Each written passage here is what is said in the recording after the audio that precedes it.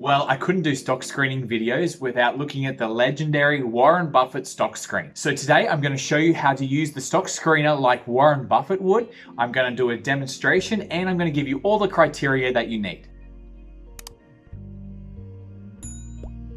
And if you're new to my channel, well, welcome, and my videos are about investments that anyone in the world can make. I think being a part owner of a successful company is one of the best investments we can make, and the stock market allows us to do that. And if you haven't watched my Finviz stock screening tutorial that I put out about a week ago, well, I highly recommend going back and watching that because it'll explain how to use the tool that we're going through today. Okay, now let's talk about what Warren Buffett would look for in an investment. And what he looks for are what's called the 4 M's. It's meaning, moat, management, and margin of safety. So what is he talking about when he says meaning? Well, I think this one is simple. This isn't about a particular metric in the company. This is about your understanding of the business. Do you actually understand the industry and the business itself? For example, look, we hear a lot about Tesla, but do you actually understand how the car manufacturing industry works, or the electric car industry, or the solar industry? Look, I have not much of an idea. Maybe you do. But I do understand a business like Amazon because I used to run a company that sold a lot of my products on Amazon, on their platform. So I understood it from the seller side and the buyer side intricately. When I do my analysis of a company, well, I actually spend a lot of time on this part because I'm trying to make sure that I understand all the dynamics of the industry and the company inside that industry. So think about some industries that you actually understand. Maybe it's real estate. Maybe it's the ice cream industry. Maybe it's just an industry that you're a little bit familiar with, but it's quite easy, so you feel like you can understand it maybe in a few days. And you have to be honest with yourself because for me, for example, I'm really not going to understand the electric car industry with some light reading over the weekend. Warren Buffett would argue that to invest in a company, you are becoming a part owner. So you have to think like an owner. That means understanding the business and its risks. So the moat is the term used for how strong and wide is the barrier to entry for the competition. It is referring actually to the old castle moats of the medieval period. A really big moat was hard for enemy forces to get across and into the castle.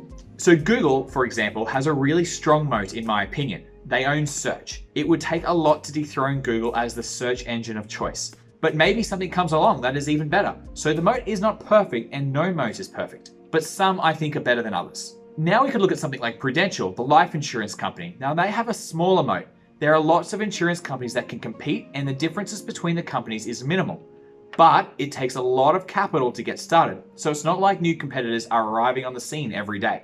Then there is something like Tinder. Anyone in the world could start a better version of Tinder. Cloning an app can be done with little startup capital and the internet gives access to all. So although they have market share right now, well, new dating apps are popping up every day. So I think the moat is small. So a strong brand can also be a moat. Think something like Apple with their brand loyalty, or even a recipe, think something like KFC. So from an investing point of view, the harder it is for competition to compete against these companies, the better it is for us. Regarding management, well, it's best when the management team have some sort of stake in the company, as they have this invested interest just like shareholders. And good management, well, it can make or break the business. We can look at financial metrics to help us see if management are making some good decisions. Now, the last M is margin of safety, and I talk about this a lot. So a company has an intrinsic value or fair value, and we want to invest in companies that are below this value. See, the reason we want a margin of safety is because predicting the future is just impossible. But you can give yourself an advantage by having a bigger margin of safety. The bigger the discount to fair value, well, the bigger the margin of safety will be. And I have an intrinsic value calculator. It's free and it's in the description, and that'll help you find this fair value for any company. I think that the 4 M's are all common sense, and I can easily see why Warren Buffett looks for these things in companies. But even he admits he's not always right. About 6 or 7 times out of 10 he is right, which means 3-4 times out of 10 he is wrong.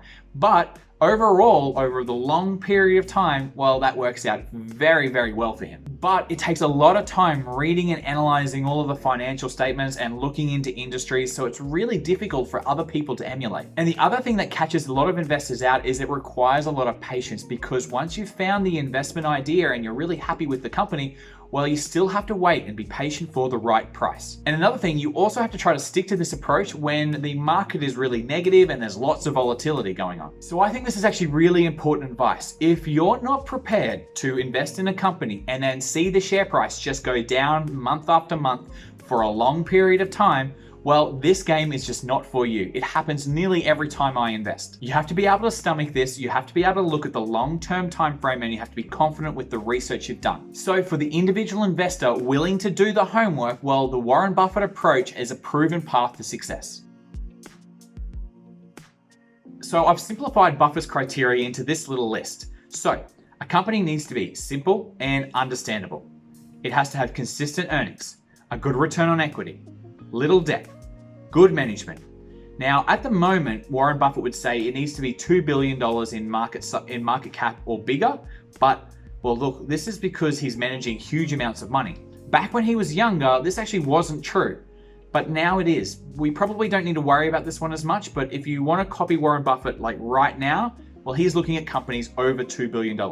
Now, the last criteria is he avoids turnarounds and hostile takeover situations. Now, that's something that he does now, but not early in his career. See, early in his career, he actually got a lot of money and made a lot of investors very happy really early on by looking at these types of situations. But now, because he's managing such big piles of money, he just finds it a lot easier to find really high quality companies.